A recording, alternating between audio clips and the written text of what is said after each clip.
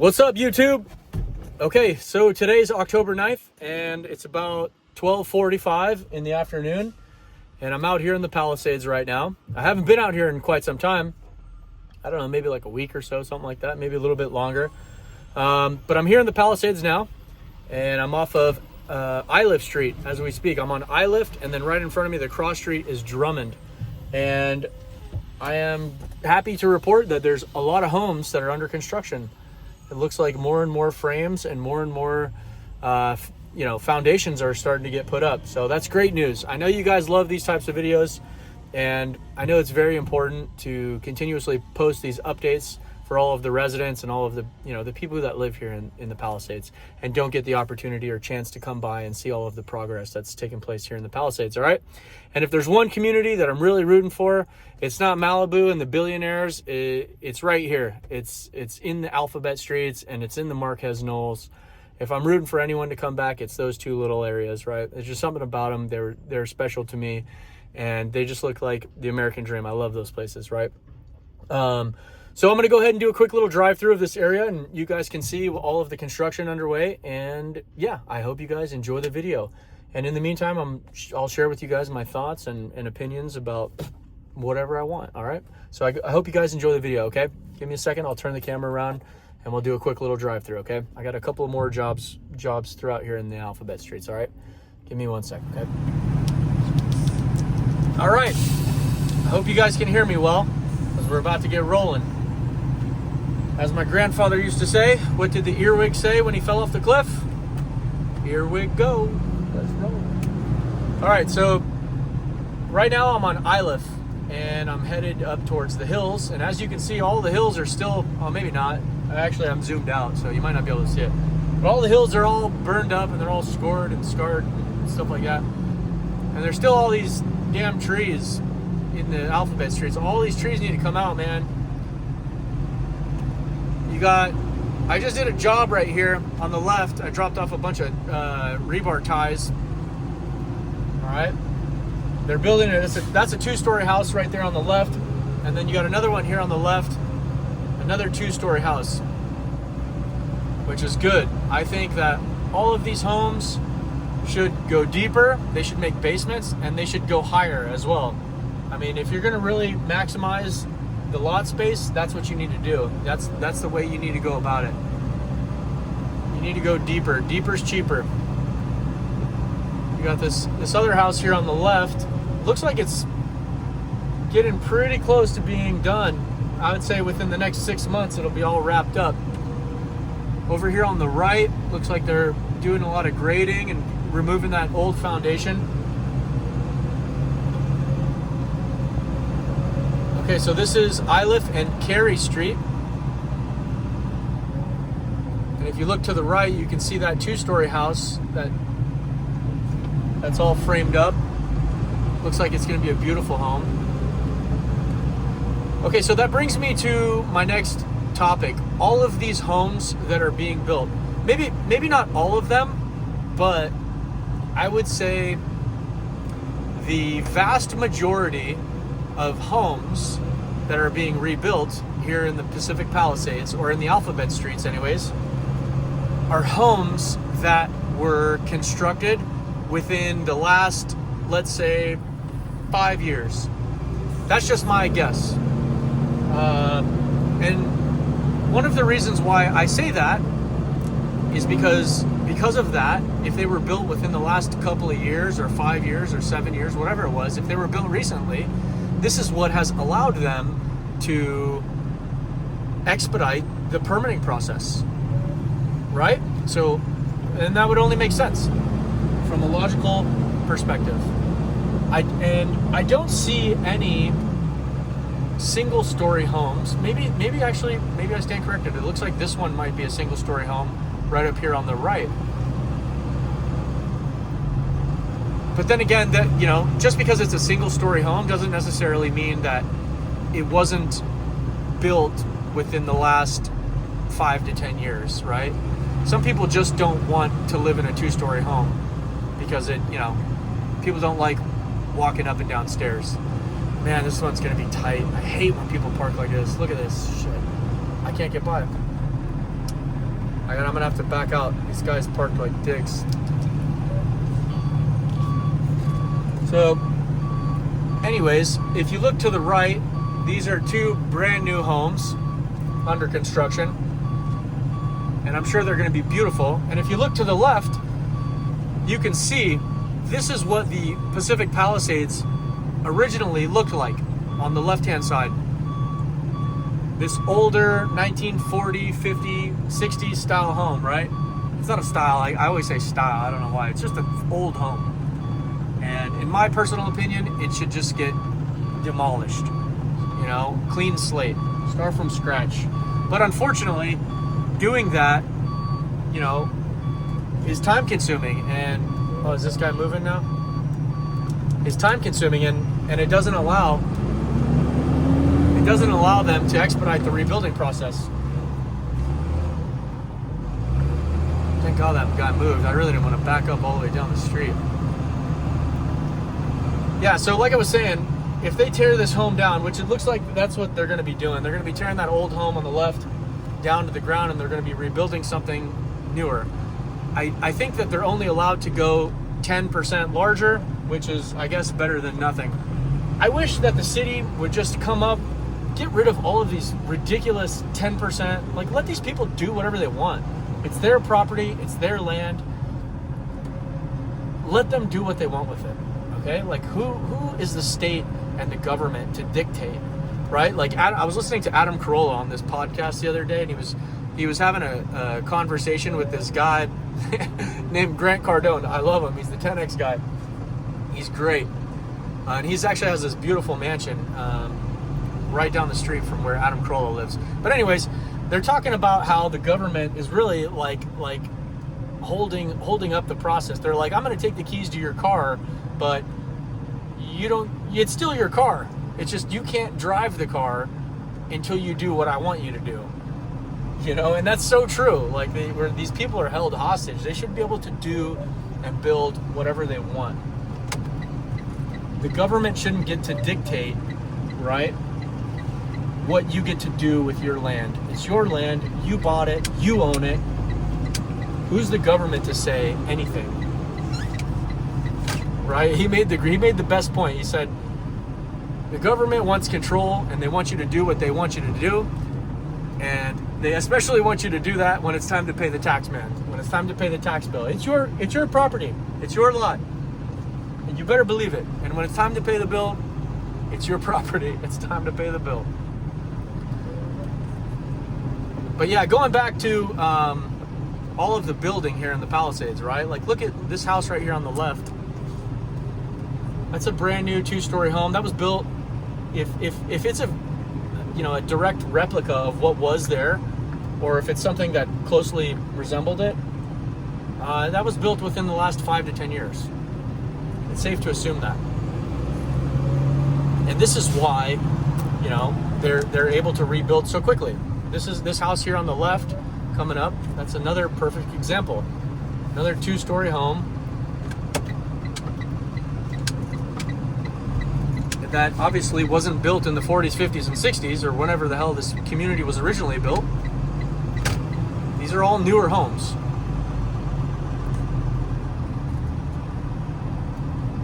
There's definitely a lot of building over there to the left. Okay, so where are we at? We're on Fiske and Bashford Street.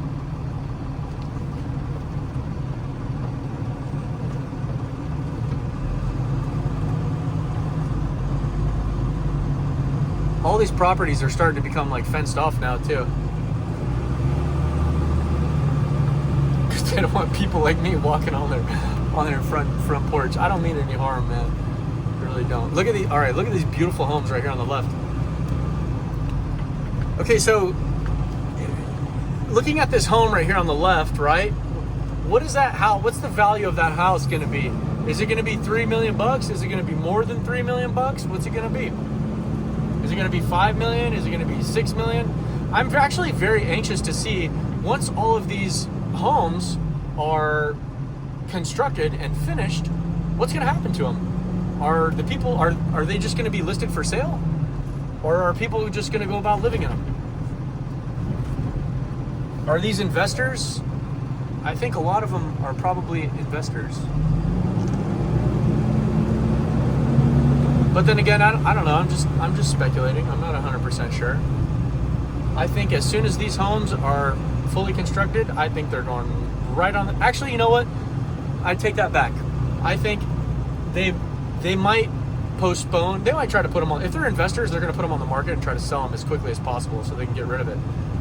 But if there are people that want to live there, you know, or they just rebuilt their home, they might be holding off on listing their house for sale, and they might see what happens within the economy, and they might see what happens with interest rates, right? Everyone's wondering right now what's going on with interest rates. If you're a realtor right now or a car salesman, and you know your industry depends on financing and mortgages and mortgage rates and APRs and stuff, anything to do with a loan, you are sitting on the sidelines right now and you're begging, you are praying to the gods, the Federal Reserve gods, that they start cutting rates, and they start cutting rates by a lot. That's what you're praying. But, you know, unfortunately, historically speaking, what I think tends to happen is if you do start to see the Federal Reserve lower interest rates very rapidly and at a very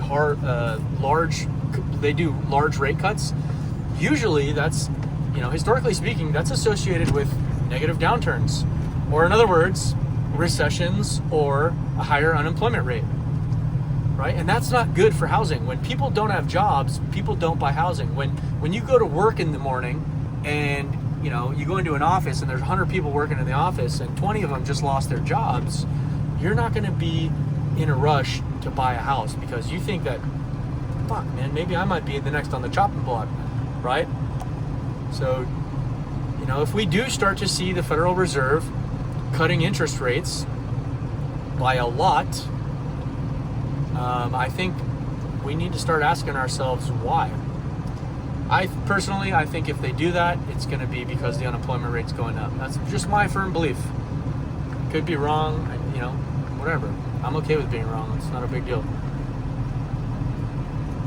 But I know for a fact that if you're a realtor or a car salesman or whatever, anything that, you know, you're in recession and you're having a hard time selling homes.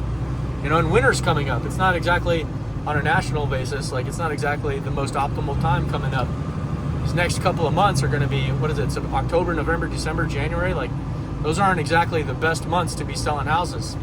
Maybe in Florida, but I heard that home prices in Florida are down in double digits down in some cities, right? All over Florida. Just the unbelievable amount of speculation that was slammed into that market during COVID, right? Just ridiculous amounts of money, and because of this, you know, the government printing trillions and lowering interest rates, that just so much money left California and went straight into Florida. And it's no question, it's irrefutable that it 100% inflated a speculative bubble in the housing market there, and we're starting to see it deflate, which is good. If you're a native Floridian, right, or if you're a native person who lives in Texas where home prices are going down, that's good. You don't want home prices to go up 20% a year for every year for the next. That doesn't work. The math doesn't work. The math doesn't math. You know, if you want your children to have a bright future, you better pray to God that home prices go down in those areas, because they ain't never getting in. That's why, unfortunately, recessions are good for the economy. They really are. It gives opportunity to people, young families. You know, unfortunately, it gives opportunity to billionaires as well, though, right? Like Oprah Winfrey being the perfect example. Like during the Lahaina fire or whatever, the Hawaiian fire, Oprah Winfrey went in there so quick and started attempting to buy up land quicker than you could blink, right? That's the thing. It's really crisis investing. And they got the money, they got cash, and if they can get land at a premium land at a discount, like, well, they exploit the situation. That's just economics, right? Basic it's not just economics, it's just the circle of life, right? If you're a forest and the forest is overgrown and lush with vegetation, and you got these big giant trees soaking up all the sunlight, hey, and you're a little seedling trying to sprout, you got no shot, dude. You know, it's almost like the only shot that you got is the forest got to burn to the ground. And then all of a sudden, the little seedling got a little sunlight. He can grow. So that's just the way it is, man. It's the business cycle. It's the interest rate cycle. It's the credit cycle. It's the housing cycle. It's just the cycle. It's what it is. And people don't want to accept that, you know. And especially the people who live in cities that are experiencing year-over-year price declines, right? I know people don't like to talk about that, but according to Lance Lambert from Resi Club and the data that he analyzes from Realtor.com and Zillow and all of these other, you know, big housing data analytic companies, right? They collect all this housing data. Apparently, I think last time I checked, it was 150 out of the okay, so I think what they do is they take the 300 largest major metros in the United States, and out of 300, 150 of them were experiencing year-over-year price declines. Some of them larger than others, you know, and some of those cities have been experiencing year-over-year price declines for a couple of years now. Like San Francisco, this isn't just the first year that San Francisco home prices have been going down in San Francisco. Like, they've been going down since the middle of 2022, right? You know, it's all location dependent. It's not, you know, there's no crash going on just yet. But I mean, if you live in Florida, right, there's certain cities that are gone down more than double digits in the last couple of years. I don't know what you would, you know, consider to be a crash, but I mean, and if that's happening at a time when the unemployment rate is still low and we're not in recession, what's going to happen? Is that going to continue if we do go into a recession and or the unemployment rate continues to go up, which I suspect it's going to? And again, I could be wrong, but this is just my personal opinions and speculations. I think at some point in time, the economy is going to roll over, and and I think people are going to lose their jobs. And we're starting to see it. 150 out of the largest 300 major metros in the United States, we're starting to see year-over-year price declines. So I got a job right over here on the left, as you can see. So I'm going to go ahead and pull over real quick and talk to these guys and drop off this stuff, and I'll be right back in just a minute, all right? All right, sorry about that. I just had to handle that real quick. And we're all done. They're building a beautiful home right here to the left, though. I will say it. And I've seen that company, that framing company, they got a couple of big jobs in Malibu that they're doing. They do some pretty good work. They use that pressed board though, which I don't like, but I don't know. All right, so right here we're on Alma Real Drive, or Real Drive, whatever.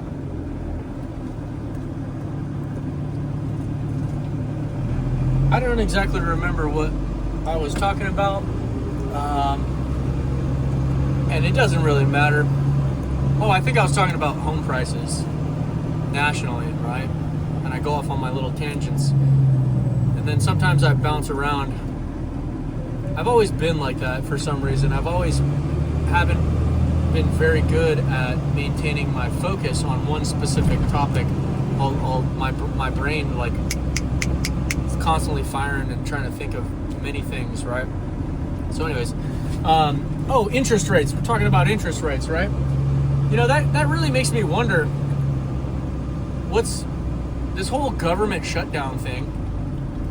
You know, before you know it, we're going to be having another Federal Reserve meeting coming up. I think the next Federal Reserve meeting is, I think it's in October, sometime this month, late in October. I think it's like the end of October. I don't know if it's on the 30th or I don't think it's on Halloween. So it's probably on the 30th or something like that. It looks like you got two lots for sale right here.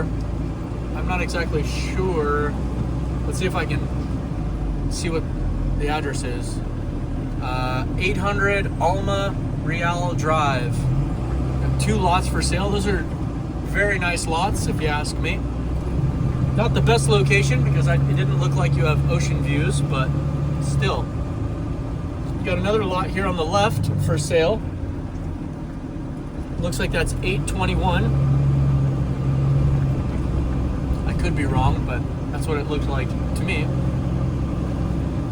Yeah, so going back to interest rates and talking about this whole government shutdown thing, right? Like, if the government is shut down, how do they collect the data when it comes to inflation and the jobs data? Like, how do they collect that if the government's shut down?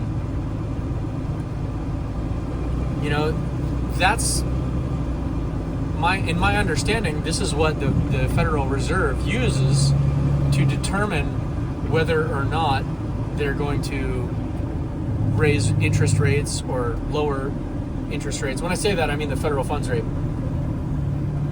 Obviously, that data, you know, every one of those meetings, they always say we're data driven, we're data driven, we're data driven. And, you know, that data seems to dictate how large the rate cuts are. And most recently, they lowered the federal funds rate by 25 basis points. And my interpretation of why they did that was basically because they know that the unemployment rate's starting to trend up. And the risk of the unemployment rate continuing to go up is now greater and poses more of a threat to the economy that... Oh, look, you got another... What is this, like a little YouTuber here on the left? Or is she just like a TikToker?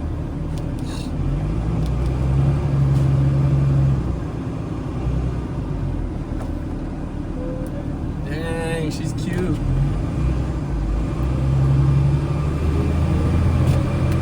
I was checking her out. She was super focused. She stuck out like a sore thumb with those purple jeans on. She's pretty though.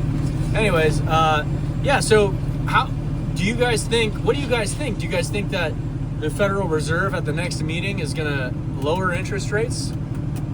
Do you think that they're going to when do you think the government is going to reopen? Is it going to reopen? Is it going to reopen anytime soon? Will they have the data necessary and that is required to determine whether or not they should lower interest rates and by how much, right? Like, all of that stuff is relative, you know?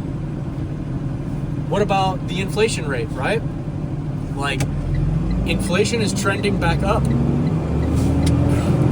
And when it comes to certain aspects of inflation, like housing, like inflation is housing is starting to come down. So, but, you know, there's other things that are going up, like labor costs, that's going up.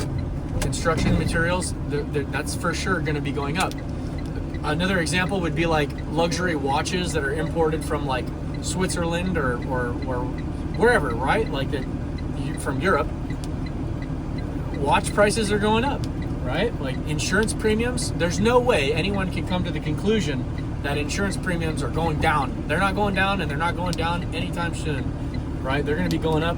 And if the insurance companies here in California had their way, they would be doubling insurance premiums, right? It's only because of this California Fair Plan, right? This California Insurance Commissioner, Ricardo Laura, he's the only reason why insurance rates here in California haven't skyrocketed, right? And he's also the reason why, to be fair, one of the reasons why insurance companies are pulling out of California, because, you know, who is Ricardo Laura to dictate to the insurance companies how much they can raise or lower their premiums by? If you don't allow us to raise rates appropriately, then we'll leave. And especially in these wildfire communities, or wildfire susceptible communities, like the Pacific Palisades and Malibu and Agoura Hills and Calabasas and Thousand Oaks and Newberry Park and Ventura and Santa Clarita and all of these places. They're all on the fire line.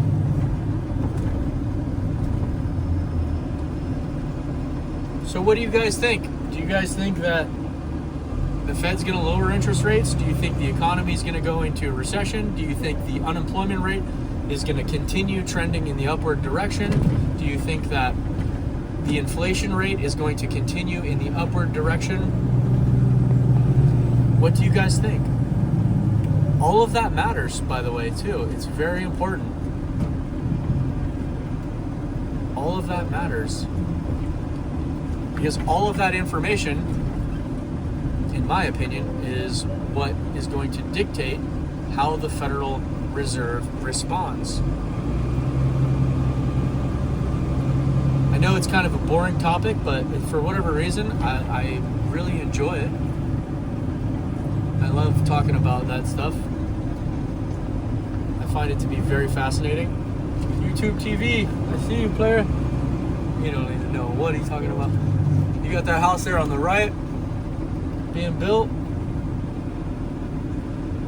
Still a lot of empty, burned out lots, and I suspect that a lot of the empty lots that aren't up for sale are going to be people who are just sitting on their lots, and they're going to be crossing their fingers and hoping and praying that the value of the land goes back up over a period of time. And I'm sure it will. You know, I don't understand. I can't come to a conclusion that it won't, right? It's just a matter of time, right? Like, how long will it take for land values to go up again? That's really all it means. That's what I'm saying. Like, I'm not saying like land here in the Palisades isn't going to go back up. It is. It's just a matter of a question of when, right? You know, how long are these people going to have to wait just to break even? So that's the real question, okay? All right, so I got this next job site up here on my left, and I'll turn the camera around. So I got this job site behind me here on my left. I got to drop off a couple of things, not too much, and that's about it. So I hope you guys enjoyed the video, and thank you again to all of the people who like, comment, and subscribe, and continuously support the channel. I really do appreciate it. And I can't say thank you enough. The channel has just recently hit 1,700 subscribers, which for me, and in my personal opinion, is, you know, that's a big milestone, right? That's a lot of people, 1,700 people. That's no easy feat, right? Like, that's not hard. That's not easy to do. And it's really all because of you guys, because you guys like and you subscribe and you comment and you interact with me and the channel. This is what's pushing out my channel. So I really appreciate that. And hopefully these videos can help, I don't know, help the people who live here in the Palisades, right? It doesn't cost me a penny, and it's really not hard to make these videos, you know. I kind of enjoy them, and I enjoy interacting with you guys too, and sharing my thoughts and opinions. And again, I hope that these videos will help people who live here in the Palisades and in Malibu and whatnot, right? If they don't have the ability to come in here and just look around, right? You know, time is money, and they don't, you know, if you live here in the Palisades, your time is precious and it's very valuable. So hopefully these videos will help you guys in that way. All right. So anyways, until next time, I appreciate it again. And until next time, guys, I'll talk to you later.